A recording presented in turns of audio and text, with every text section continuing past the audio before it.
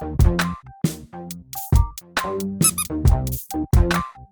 is going on, everybody? Welcome back to JellyGoonTv. Welcome back to my beautiful viewers and subscribers. Welcome back to this beautiful channel, and thank you so much for clicking on this one. Today we have another video, and this video that I looked for a long time. Because one of the things I want to know about Russia is understanding the Russian mindset. Understanding why do Russians think like they do? Why are they so proud of their country? Why are they hating on people who's talking outside of their country? And why can they never see that they make mistakes? That's a few things that I want to know. But if this video gonna lay up to it, I have no idea. But understanding the Russian mindset, so it's gonna be awesome. I hope you guys gonna enjoy this video. Link is down below to the original video. Go over, check out this guy, man. Really good guy. So yeah, anyway, without further ado, let's get into this one. Let's go. One of the very foundations of political science is the principle that geography determines destiny. In the same way that the British Isles determined the naval culture and the frontier affected the American culture, Russia too can be defined by its geographic characteristics. And the most obvious element of Russia's geography is its enormous size. But the truth is that Russia's size is both an advantage as well as a liability. You see, the very core of the Russian Federation, the Moscow region, is simply indefensible. There are no mountainous ranges, no rivers or oceans, there are no swamps or deserts. Only the Moscow forests and the inhospitable climate can be described as a geographic obstacle. The only thing the Russians can do in event of an invasion is drag out the war and bleed the enemy out. It is for this reason that Russia's history is largely about surviving invasion after invasion.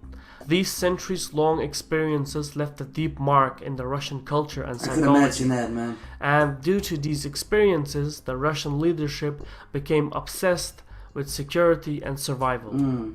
Welcome to Caspian Report by me, Let me pause here. You can see that when people, they comment down below that they have a culture of protecting what is theirs. And of course I understand. That's what I'm telling one dude in the comments. I said, like, I understand that Russia been through so much, so many histories, so much war. They used to defend themselves and everything. And that's just how it's gonna go. You know what I mean? That's just how it is. But let's get into it, man. I understand now. Let's go. For more information, visit the social media pages. One of the most important moments in Russian history was the Great Stand at Ugra River in the year 1480. This event paved the way for a united and independent Russian state. Prior to this, the Mongols and Tatars had ruled the southern and eastern portion of modern Russia. Most of the Russian principalities were either vassals to the Golden Horde or they paid an annual tribute. The standoff at Ugra River ended centuries-long Mongol and Tatar dominance. But the most decisive era of Russian history was yet to begin. And if it wasn't for the Mongols, Tatars or Timurids from the east, it was the Teutonic Knights, the Swedish, the Polish or the Germans from the west. Exactly, yeah. And if that wasn't painful enough, either the Persians or Ottomans would push from the south. There were, after all, no geographic barriers to hold off an enemy invasion. This meant that the core of the new Russian Empire, the former Grand Principality of Moscow, was extremely vulnerable to a coordinated attack from multiple sides. Exactly, yeah. So the Tsar of all Russias, Ivan the Terrible, developed a new strategy in the 16th century. He made up for what Russia lacked in geographic barriers with enormous buffer zones. The strategy was simple yet effective. Bleed the enemy invasion through attrition and attacks on the supply lines. By the year 1552, Ivan had conquered the Tatar kingdom of Kazan. And this was after the Great Stand of 1480, the most decisive moment in Russian history, as it paved the way for Russia to transform itself into an empire. You see, conquering the strategic city of Kazan allowed the Russians to use the Volgograd River as a major supply line in their expansion to the south. So in due time, Russia conquered the other Tatar kingdoms and their capitals. One by one they fell. Samara, Saratov, Sarasu, now known as Volgograd, and finally Astrakhan. The Volgograd expansion established Russia as a true empire. and it was such a success that the Russians built the St. Basil Cathedral to commemorate the conquest of Kazan and Astrakhan. Really? In less than a century, the Russian lands united and conquered the Tatar kingdoms and finally formed an empire. This was a relatively quick expansion and was perceived as a threat by its neighbors, and this era of expansion was followed by a period of total war. Of course. In the next 2 centuries, the Russian Empire engaged in wars against the Baltics, the Swedish, the Danish, and the Polish. This was followed by another series of wars against the Crimean Tatars, Ukrainian So the Cossacks, Danish, let me pause here.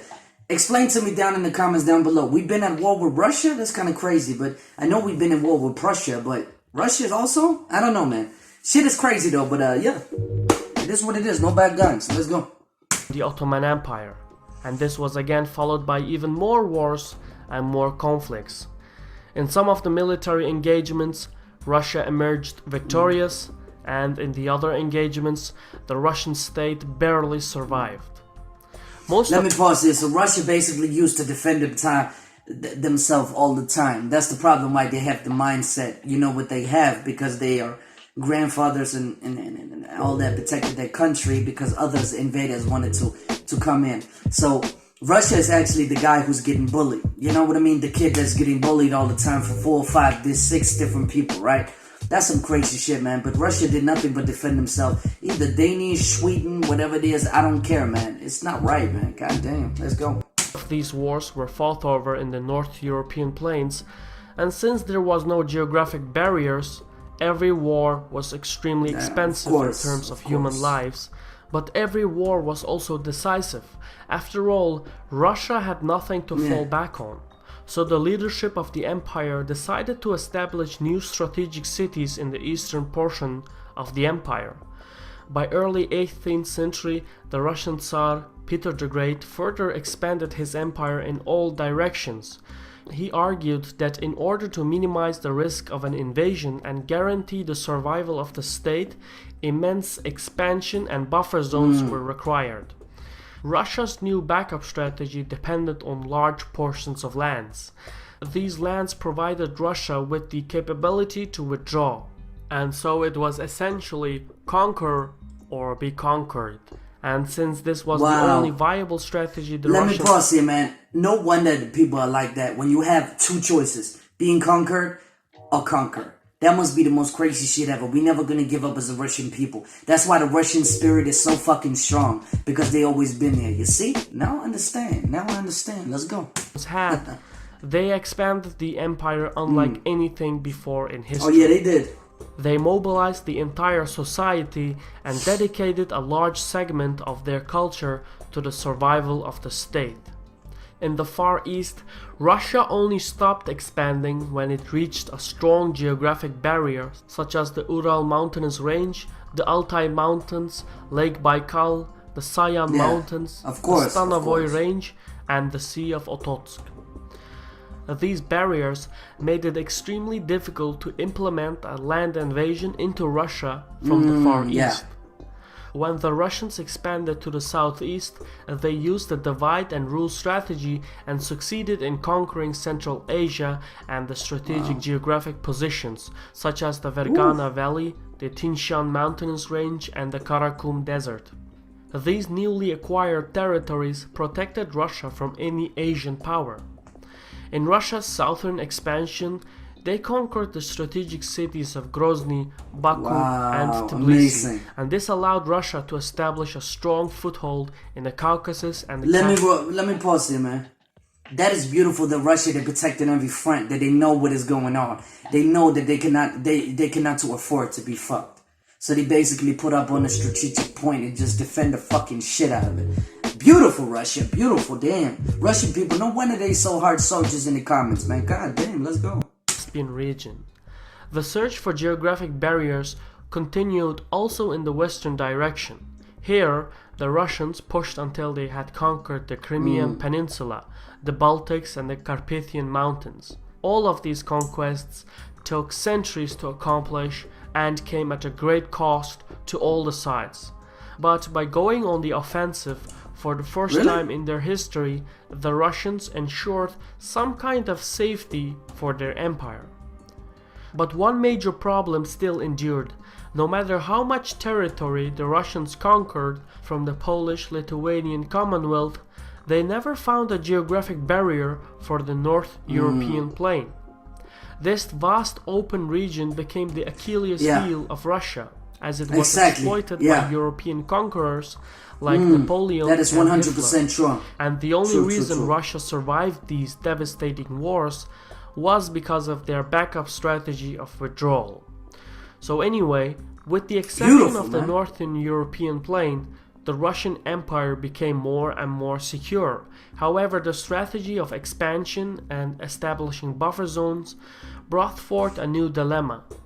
Many of the newly conquered territories had different ethnic and religious populations that were not loyal to Moscow. The alignment of these native populations were continuously manipulated by other regional empires. In essence, the new territories and its populations became a liability for Moscow. So to incorporate these territories into the empire, Russia drastically centralized the government and from there implemented various demographic transformations through methods such as mass deportations, genocides, large-scale assimilation of non-Russians, and colonization. In short, the Russian Empire changed the ethnic and religious layout of most of the newly conquered territories. But even with these demographic policies, Russia could not fully erase or pacify the native populations. So as a solution, the new Russian government established a huge internal security network as to enforce central control. This would later on lay the foundation of the modern Russian intelligence network, and it became an essential part in keeping Russia together. Furthermore, having this enormous size of a country required an equally enormous standing army. The intelligence network and the size of the army obviously drained a large portion of the treasury. But to add fuel to fire, the financial drainage did not end there. By establishing and colonizing new strategic cities in the Ural, Siberia, and the Far East, Russia had to deal with a new fundamental problem: feeding its eastern populations. What you have to understand here is that even though Russia has plenty of arable lands and is statistically capable of feeding its population, the country has a hard time dealing with the logistics and transports of these goods. Most of the Ural and Siberian cities have long winters and short summers. This means that cities like Yekaterinburg, Kurgan, Tyumen, Tomsk, Kemerovo, Novokuznetsk, and many more simply cannot feed their own populations, but are instead dependent on importing goods. But most of these central and far eastern cities have huge distances between them. Just traveling from one city to another city is as far as to travel from Paris to Berlin, but doing so under the harsh Siberian climate and a terrible infrastructure. Man. That must be cold. For example, the Trans-Siberian Railroad is the only railway connecting Siberia to the rest of Russia, and thus is the lifeline of central and far eastern Russia. When you look at the map and you see the distances between Yekaterinburg to Omsk, to Novosibirsk, to Krasnoyarsk, you get the idea of the genuine size of Russia and how sparsely populated it is, and how extremely expensive it is to keep everything running. So in essence, one of the main historic and modern problems of Russia is the transportation costs of goods from Western Russia to Central Russia. The distance simply makes the goods unaffordable, and without sufficient food, these cities could not exist. But despite the high costs and maintenance, the strategic importance of these cities is central to the long-term security of Russia. After all, the Ural is Russia's backup plan.